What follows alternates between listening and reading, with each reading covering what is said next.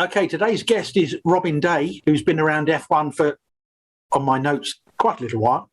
I'm speaking to you from Nairobi in Kenya, and this is where Robin comes from. I come from where Robin is at the moment, so it's vice versa. We've swapped. So, Robin, welcome. So, where were you born in Kenya? Was it Nairobi, or was it slightly outside, or whatever?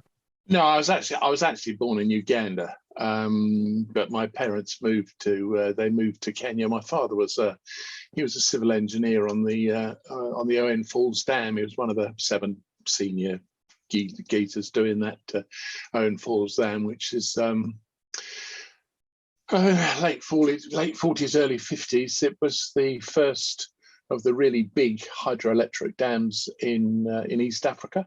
It supplies power to Kenya and Uganda.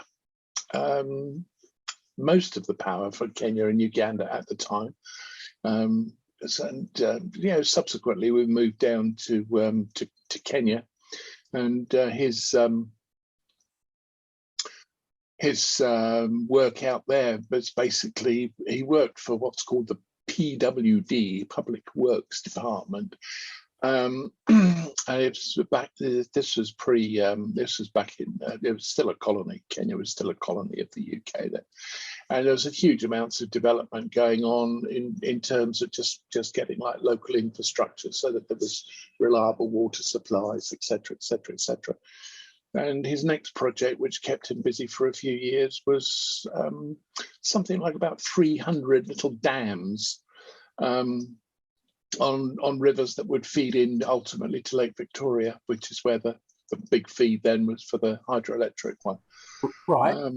But I went to school in Kenya. All of my schooling was in Kenya, beginning at a place called Kericho, which is in western Kenya.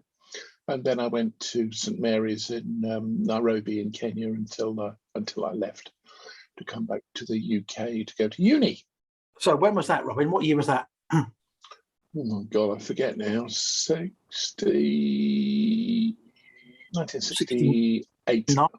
Oh, okay. 1968, 69. I think it was 1969. Yeah. Right. All right. So you finished uni, and then you went for work at British Leyland. Is that right? No. Okay. To clarify that, basically, my sojourn in the UK at uni was paid for by the British Leyland importer to East Africa. Ah, right. Okay. And as part of the deal, so to speak, was that I went back and worked there for a while on a payback thing. But I mean, I will add that the other side of it was that my father was in his civil engineering thing. He was responsible for organising the purchase of, I think, something like 300 Leyland tipper trucks.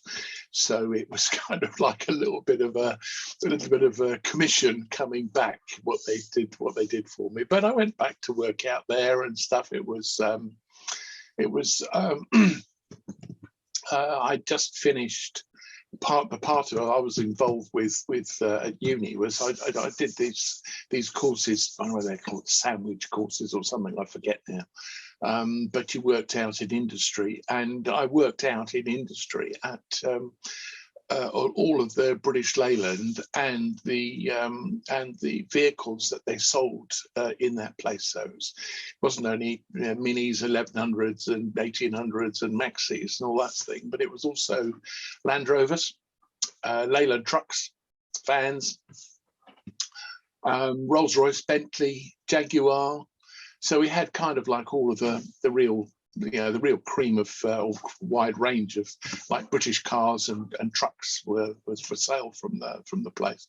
It was a big organisation. I mean, they employed something like 250 people, technicians, servicing and looking after the vehicles. So it's quite a big organisation. And those were the days over here, I expect, that British vehicles actually sold quite a lot. Oh gosh, I mean, there was, put it this way, out there was hardly anything. I mean, there was Mercedes-Benz. There's a brand called Opel, which is now gone. Taunus used to be the German version of Ford, and there was Ford cars and whatever. But predominantly BL. Peugeot sold massively well in East Africa, and then along came what was then, I think, the first of the real Japanese cars that arrived out there was from Datsun.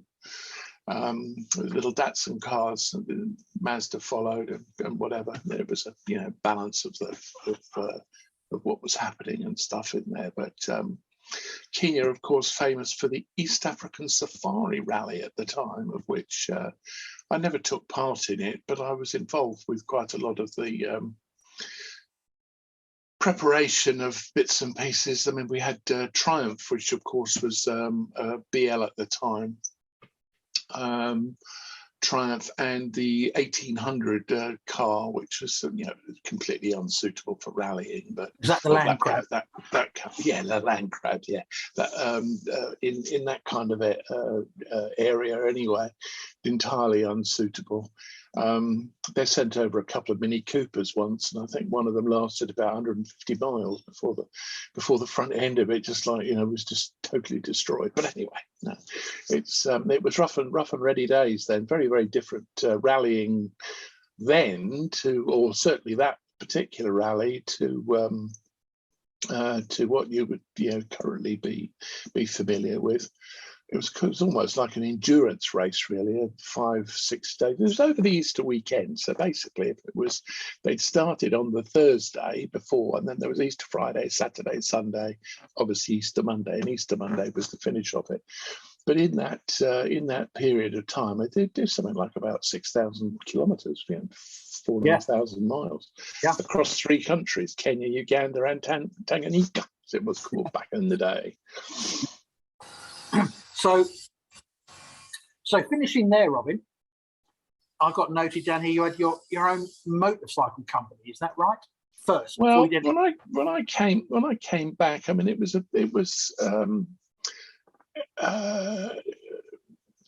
being sort of saturated in Europe or the UK and parts of Europe on various visits when I was back here at uni.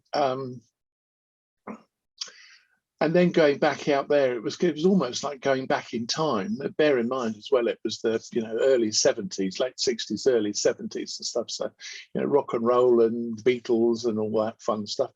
And you kind of didn't. It was just almost a different planet out there. And whilst I loved being out there and it was home and, lots of my friends and, great social, wonderful lifestyle, blah, blah, blah, blah, blah, blah. Ultimately, I could see that I wasn't going to achieve anywhere near as much as I could potentially achieve in the UK. Not that I had any great vision on, on how I would be on into the future, but I knew that I wanted to be back in the UK rather than out there.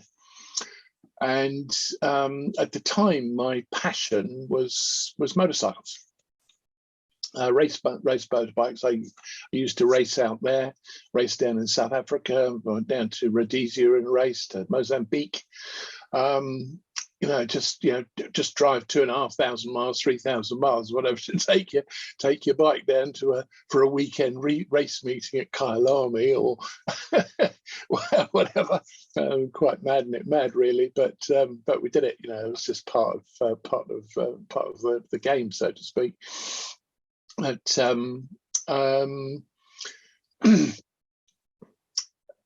at uni, I'd learned a lot about the engineering, and I just really converted what I wanted to do in terms of design into my own format, and came up with various sort of chassis combinations, mostly back here in the UK anyway, mostly for endurance racing and large capacity 1,000cc bikes and things like that, using big Japanese engines. And the company's name was Cloud Engineering. Now, Cloud used to run also the Unipart Formula 3 team. Oh, okay. Ran from the same workshop, and I didn't really do a great deal on the F3 front. We used to get dragged in from time to time to help out there, and I was a joint shareholder of the company, Cloud Engineering, with a chap by the name of Alan Howell.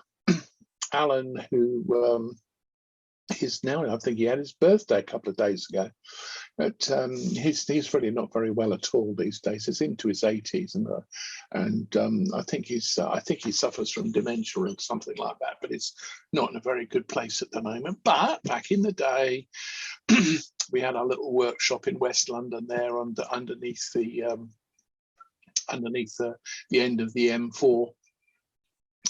The building used to be called. It's not there any longer. It's been knocked down, and long time ago. But it was Strand Glass, where there was all the fiberglass was around. So we had access to a little bit of fiberglass, but we also had a great big space for workshops. We just rented sort of space out of there. But it was a very handy place to be. Anyway, cut a long story short, I made my Cloud bikes. I produced 32 of them in total.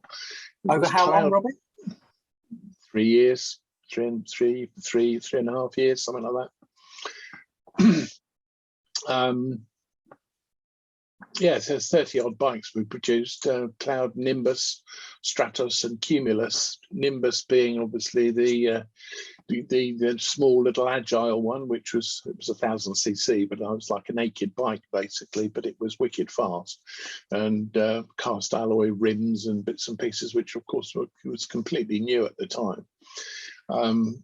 Had all the tooling done, and made the rims myself, but I had them made especially for the Clouds, and quite a tricky chassis in that it had got single damper at the rear. It was one of those very early days with some of the other Japanese manufacturers going for single dampers at the rear and whatever. So it's quite compact, but it was very, very stiff.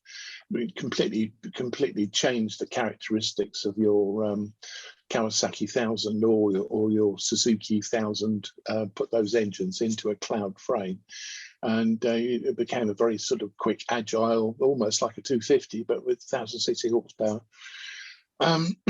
Some of them were converted from the Stratos. They were converted on then into endurance race bikes, and they raced 24 hours and whatever. And I raced for 18 months, 1.5 years, in the European Endurance Championship, which was quite an interesting, quite interesting race tracks. Spa, the old Spa, full length Spa. I had a huge shunt there one year, smashed my leg to bits. And Mete, which is northern France. Barcelona, around the track, around the park, Montjuïc Park in Barcelona. Truxton 500 was another one that I remember. All good fun doing that, but it was a very useful little business, and I mean it sort of paid it paid for itself, but it wasn't sort of super profitable, and I wound up selling all of the tooling and the designs for it on to another competitor manufacturer. And one of the customers that I'd got at the time, who was actually asked if he could remain nameless, was involved at McLaren's in the senior management there. And, F1 team, right. And I'd written to all of my clients who I'd sold the bikes to, explaining to, it was before texts and telephones, mobile phones, and nobody used to phone anybody back in those days. It was all done by mail, and it's quite bizarre, really, how everything's changed over the years. Anyway, I wrote to all my clients and explained to them that I was closing the company, but all of their spare parts and anything that they needed doing could be done by the competitor company. And your man from McLaren got back to me a couple of weeks later, and he said, "Well, what are you going to do now?" And I said, "Well, I'm going to bugger off back to Kenya for a while and have a little bit of a think." I said, "Because I've got a few bob in my pocket now, and let's have a think." And he said, "Well, why don't you come out and see us and see if we like you and you like us?" Right. That was my interview. I mean, it's quite bizarre because obviously he knew what I was capable of, and knew that all the sort of like skill level I had, both in design and making bits and pieces for something. Of course, he owned one of them, and so I started at McLaren's. So was that at Colnbrook still? Robin? Yes, it was at Colnbrook. It was Colnbrook. Yeah. Yes, indeed. Yeah. And it was the midway through 1978 when I started there. And so what did you start as? Well, I started actually in the DO for a while, and then it was the McLaren M28 was the machine that was being built and tested at the time. I arrived there very shortly before they disappeared off to Atlanta. They went off to Atlanta with the 28 into the wind tunnel over there, into the aerospace wind tunnel. Was that a Gordon Copper car? It was indeed. Yeah. Gordon GLC. A little bit of an experiment. I'm not saying that I know a great deal about the history of McLaren's before that, but certainly it was a composite manufacture, composite glued up honeycomb into aluminium sandwich structure, which turned out to be just a complete horror story, with the chassis just delaminating, all over the place and stuff, once it got into production. So anyway, cut long story short, I wasn't in the drawing office for a great deal of time because there was not much in the way of design work to do. It was a question of trying to keep on top of it, keep the car on its, keep the car going, keep it together. Keeping it together. I mean, there's an adhesive, it's just sprung to mind now, Redux. I think it was Redux 410. It was a two-part mix with a very yellowy glue. And most of the manufacturers at the time of any sort of like honeycomb structure, that was the go-to adhesive. And you wound up drilling lots of little holes in the monocoque on the outside and squeezing the glue into the where the delaminated areas are. And how do you find a delaminated area in an aluminium monocoque? You go along with a 50p piece and you tap until it goes dead. If it's solid, you get the. If it's not solid, you get the. You mark it up, and drill a few holes, and fill it up with glue, and leave that to dry, and hopefully the next day it doesn't all come apart. But, so, Robbie, what was causing it to delaminate then? Oh gosh, it was a number of things. I mean, it was whether it was the adhesive being the incorrect adhesive, or it wasn't the preparation of the material, so that it didn't key properly. It was probably 6 of one and half a dozen of the other on that, really. And it could have also been the possibility that the structure was too thin.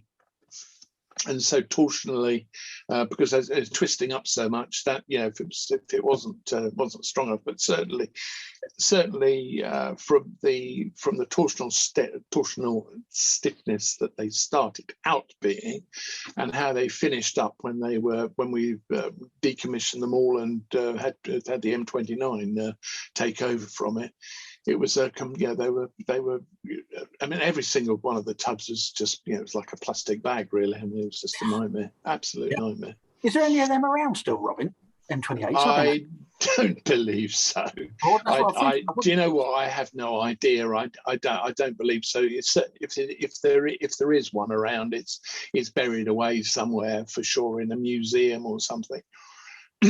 But I mean, there was a couple of other things about the car which weren't that clever.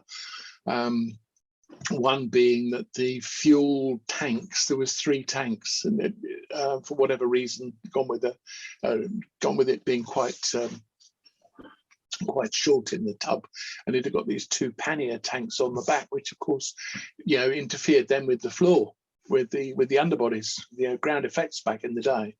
So that was a negative, but certainly all of that was cured in the 29, and even more so in the M30, which followed later on. But you think that the M29 came out in halfway through 1979, and I think we started. I think we did the first 2 or 3 races in 1981 with the M29s before the MP4 car or MP4 chassis came into line. Mm. So in '78, Robin, you were you were fabricating, weren't you? Is that right?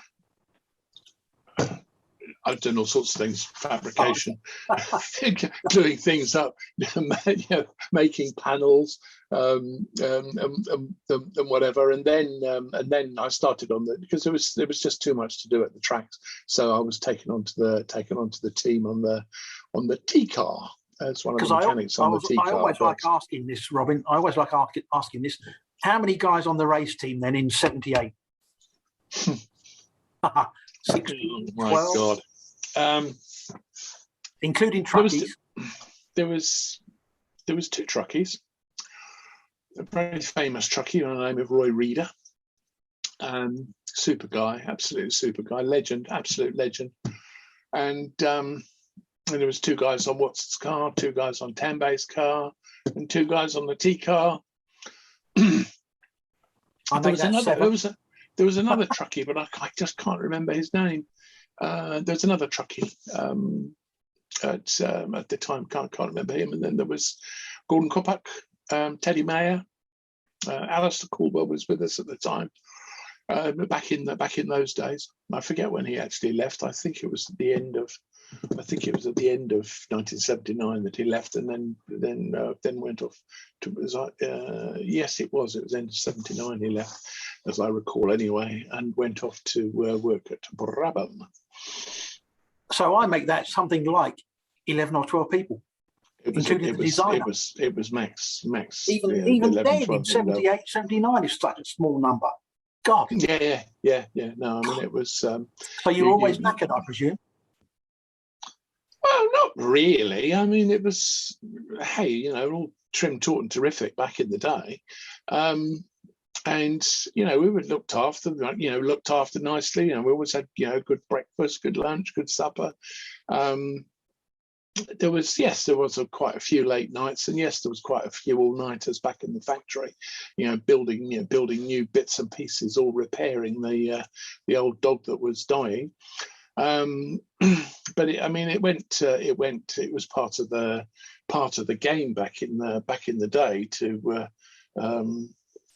it wasn't, put it this way, it wasn't something that you were shied away or were frightened of, to sit out an all-nighter, because they did happen, just kind of like a fact of life, really.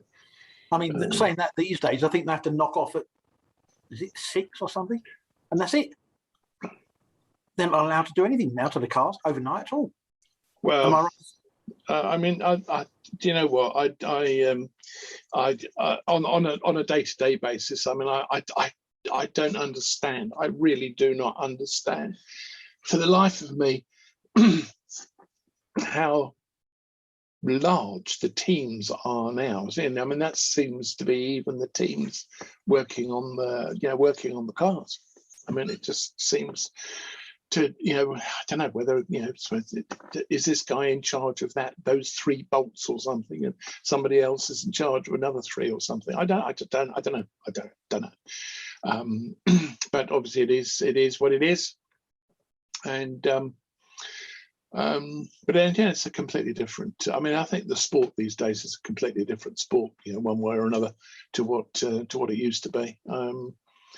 I don't think you can ever go backwards, but I think if you look back in time, and you've got 30, 35 cars, at some of the race meetings, pre-qualifying, and in certain cases and stuff like that.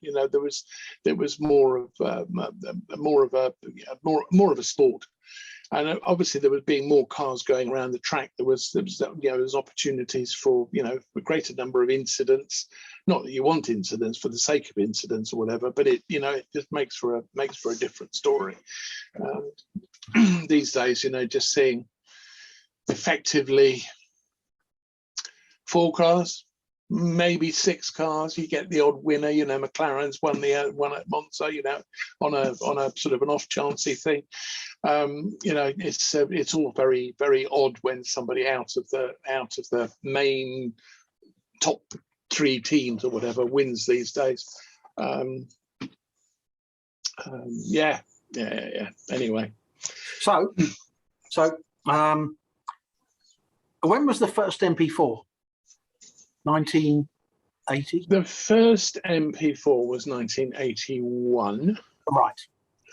And it was rolled out first of all at Long Beach, and it ran a couple of laps at Long Beach, but it was too early.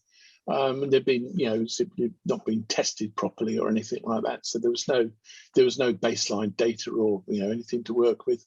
But it was quite important, obviously, it was a very different McLaren, with Ron involved, because it was still Ron and Teddy. I mean, Ron and Teddy. I think Pat McLaren was still part of the organisation then, or she was part of the structure. I think she was bought out sometime later. I don't know all of that. But Tyler was part of the McLaren, McLaren ownership, and had quite a lot to say. Obviously, John Barnard was part of it too, and it evolved into somewhat of a different organisation, and the team size grew. For whatever reason, the team size grew, and we wound up then with still with 2 guys on a car, but there seemed to be a great deal more people in the background, PR and the news talkers and all that malarkey that went on the outside. But there's something that still nags me back in my mind, whether the M30, of which there were only 2 chassis built, whether that's having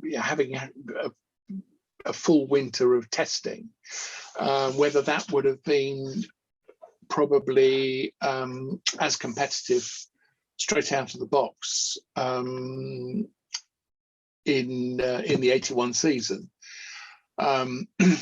But for whatever reasons, it became quite apparent.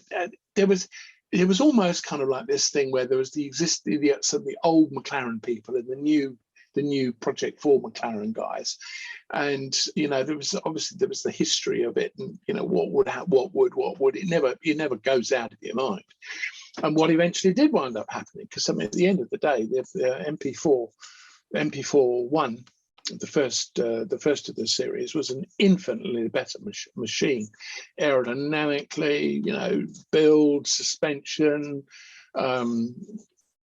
it was yeah, I mean, it was just a really well sorted design, and that's one of the things that came out of Barnard, from Barnard's group of people.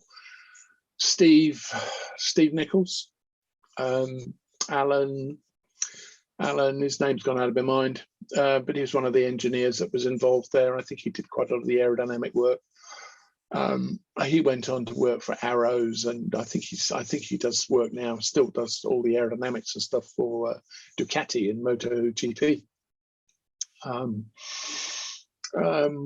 Yeah, Tyler was part of the organisation then, and a guy called Matthew Jeffries. I remember when Matthews first started, in the 18-year-old in the drawing office, green as could be, and he subsequently went on to some wonderful achievements. Later on, having worked with John was a tricky guy to be with. He was a tricky guy to be around. But if you've got a good point, and you could argue your point in a way that he was along with you, he'd stand by you full on. Yeah. So that was 81, Robin. Who were your drivers? John Watson. Was it? Go on. Well, yeah. Well, we had Andrea de Cesaris, and Andrea started the season there, and I mean it was just amazing. I mean, I was like, it was a wonder if you ever see him coming back into any session. It was rare to see him come back into the pits, and if he did come back into the pits, it was generally with something hanging off it. I mean, it was quite amazing. It was quite amazing. I didn't let him into an MP4 until I think it was the Spanish Grand Prix that year down in Madrid. What's the name of the track in Brazil near Madrid? Jarama. Oh, of course. Yeah, Jarama. It was Jarama when I think Andrea was let out, and I took over as the number one mechanic on Andrea's car from the T car. I got promoted by Mr. Sharp, Phil Sharp, our chief mechanic. And I worked with a guy called Tony Van Dongen, who's subsequently, I mean, he didn't, I think he worked for Beatrice after he left McLaren's. Yeah, I'm not sure. Yeah, I'm not sure, but he certainly went off when Tyler and Teddy went off to the States and started the Mayer Motor Racing, the team that ran, I think they were sponsored by Texaco, and they ran Tom Sneaver in Indy in a March chassis. And I think that would have been 83, 84. Not sure of those kart times. I love Champ Car Racing, the kart series. I thought it was a brilliant series. Not quite Formula One, but they were bloody quick, those things. And there's a lot of sort of reference back to technology to F1 cars of the time. And we had anyway, to say we had an interesting year was Tony and I. We joking amongst ourselves, it was our tours of Europe, because we went to parts of circuits that nobody ever went to. Pushing this car out of the undergrowth, whether it be Spain or whether it was Brands Hatch or Silverstone or whatever. I mean, the classic one was Silverstone. And Andrea he'd had quite a few prangs at that meeting, the Friday and the Saturday. And we wound up with a situation where there were actually only 3 nose structures with wings on left. Obviously, one on one race car, one on the other race car, and a spare. So Andrea was sent out to the race with a bare nose cone, no wings. It was something that we were experimenting with at McLaren's at the time. So there was a nose cone that didn't have any holes in it, didn't carry any wings or whatever. And Andrea was sent out to start the race with this nose cone with no wings, because they wanted to keep the other ones for spares, just in case Watty had a prang. You know, heaven forbid that Watty would have a prang. You know, he'd have to have his own thing. Anyway, there was this wonderful situation where Tyler Alexander is on the grid, and he said, "Robin, go back to the garage and get that fucking wing and bring it back. We're putting that on the car. Anybody gets in your way, you sort them out." Okay. So I went back, and there was an argument about, no, you can't have that. No. This is the truckies and the T-car guys. So, no, that's for Watson. That's for Watson. Boom. Anyway, not many people would argue with me at the time, because I was big lad, quite capable of looking after myself. Anyway, we went back to the grid and put the nose cone on, and then there was an awful Tyler and Teddy and Ron Dennis and John Barnard all stood there shouting and screaming at each other. I had my hands in the air. I don't want to know. I'm just doing what I was told. Anyway, the race started. And I think it's well known in history now that Villeneuve got it wrong. Watson nearly went up the back end of Villeneuve. Andrea, with a car that was then set up and running properly with a good wing package, etc., etc., etc. He was just about to overtake Watson. It was going so quickly, and it could have been a very different result for Andrea if he hadn't.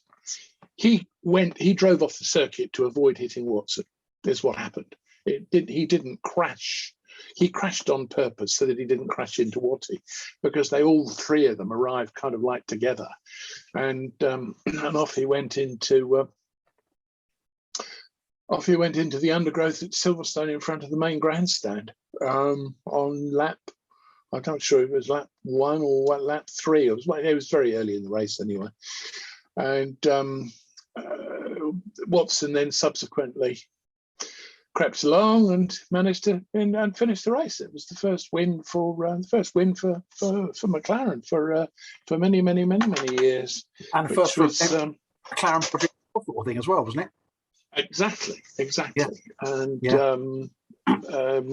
I remember the situation from the pits. Not that we used to do a great deal in the pits in the races those days, because it was. During the races, there was no tyre stops or anything, generally in case somebody had a puncture or whatever. And we used to practice doing the pit stops and stuff. But I remember about halfway through the race, I remember the guy's name now. It's Alan Jenkins. That John Barnard and Alan Jenkins and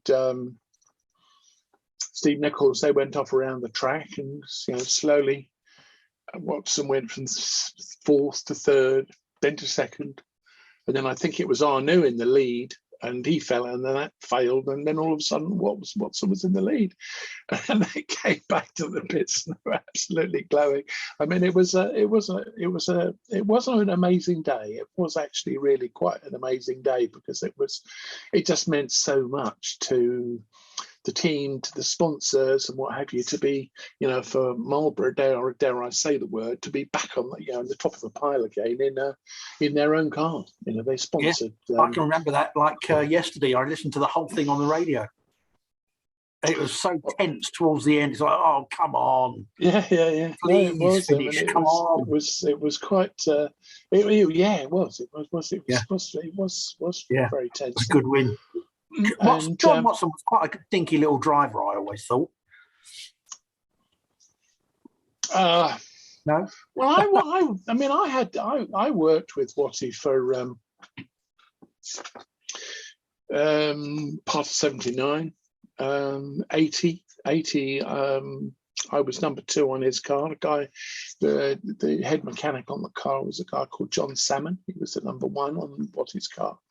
So I worked on Watty's car for the 1980 season, and it was frustrating be with John, because it was almost like he was driving to a pace. And sometimes he just couldn't get it together for whatever reason.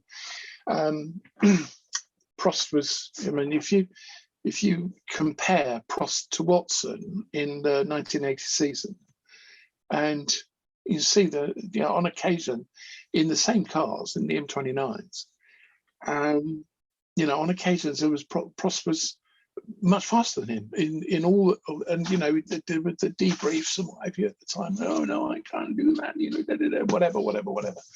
And you know, he just never seemed somehow to have the pace. But what I would say is, and I refer back to actually back to Zandvoort, because we used to race at Zandvoort back in those days. And I think it was on the Friday afternoon. Watson came past, and it was one of the very, very first races. I was doing the board for him, and it was one of the very first races where they had a speed trap. It wasn't connected to the TV or anything. It was, you know, just for the spectators. I mean, TV and TV speed traps and all of that stuff. It was all very, very, very kind of like new then. But they had this speed trap at Zandvoort just as you went into Tarzan. And, you know, it was great to look at it because you could see everybody going in, you know. It was amazing to see, you know, how different the speeds were for people breaking into Tarzan. And suddenly Watson went in there at something like 270 Ks or whatever. And, you know, eyes opened up, and he went round the corner and came back in the pits, and he said, "I've got no rear brakes. I've got no rear brakes." He said, I braked going into it and I locked up the front, so I had to back off. And he turned into the corner and the car bit, and he went all the way around the corner. And I just, yeah, probably, not that I know what the numbers were, but say it was 20 miles an hour, 10 miles an hour faster. He realized he could get around the corner. And it was kind of, this is when this thing in the team, or certainly with Tyler anyway, that Watty was driving to a pace. And he'd suddenly broken the back of it. That was his light bulb moment. Yeah. Well, you could say it, because if you look at any of the records that follow that event,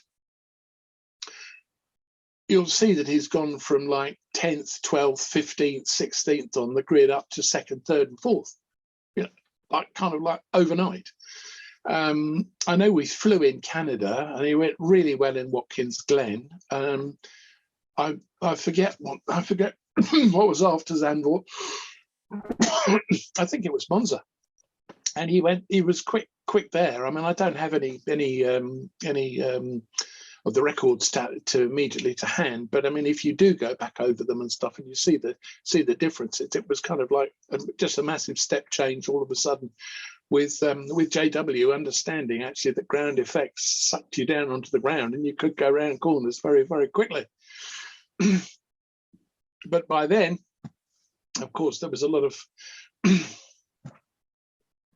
there was a lot of politics going on at that time, because it was known that the deal with Ron Dennis was going on.